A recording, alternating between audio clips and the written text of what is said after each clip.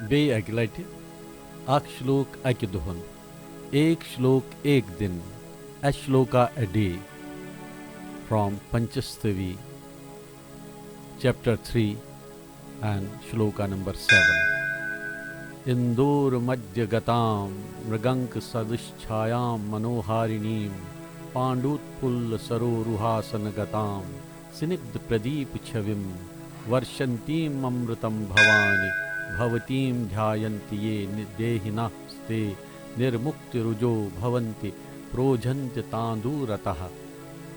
अब इसको मैं गा के करूँगा तो संगीतमय जो नादमय होता है उसमें और भी आनंद होता है, और वो भी काश्मीरी जोनर से, काश्मीरी शैली से अगर हम गाएं तो वो और भी आनंदमयी हो जाता है।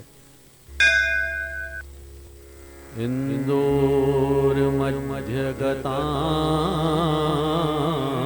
मृगांक सदृश्य छायां मनोहारिणीं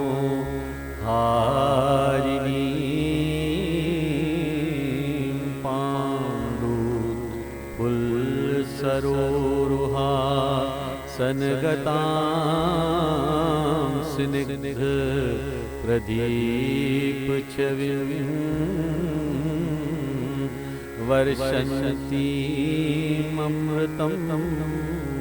भवानी भवती ध्यायन्ति ये देहिनस्ते निर्मुक्त रुजो भवन्ति विपदः प्रोजन्ति तांदूरतः।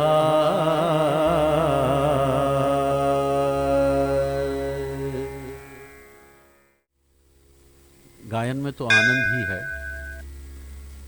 क्या उनसिछु ये सनान ज़हनस पन्नि चेतनाय मंज।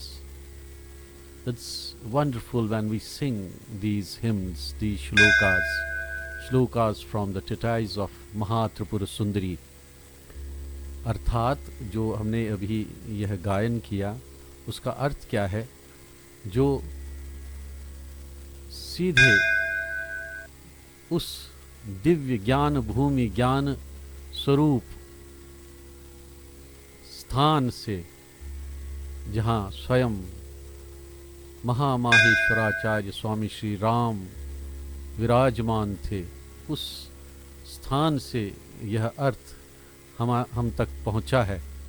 हे देवी, जो शरीरधारी आपके स्वरूप का चंद्रमा के बीच में स्थित मृग है, चिन्ह जिसका चंद्रमा के समान निर्मल शोभा वाली का, मन को हरने वाली का, श्वेत रंग के खिले हुए कमल के आसन पर ठहरी हुई का, तेल से भरे दिए की दीप्ति वाली का, और अमृत बरसाती हुई जैसे स्वरूप का एकाग्र चित्त होकर विमर्श करते हैं वे जीव भक्त छूटे हुए रोग वाले निरोग संसार रूपी जन्म मरण रोग से मुक्त हो जाते हैं, और विपत्तियां उन भक्तों की जो हैं वो उनको दूर छोड़ देती हैं, वे विपत्तियों से छुटकारा पाते हैं।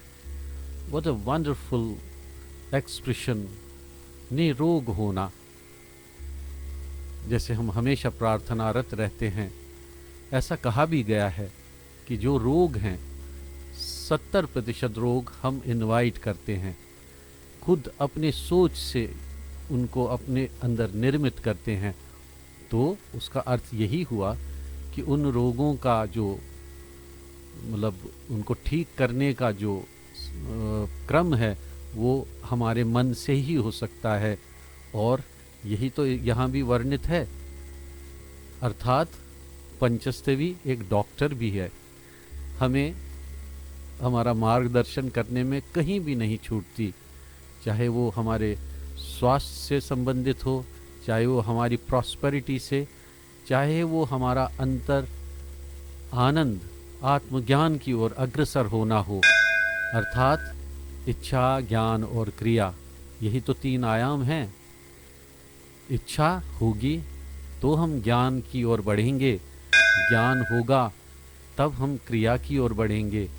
इसी से तो हमारे जीवन की पूर्णता होती है। ओम महामाहेश्वराचार्य स्वामी श्री रामाय नमः।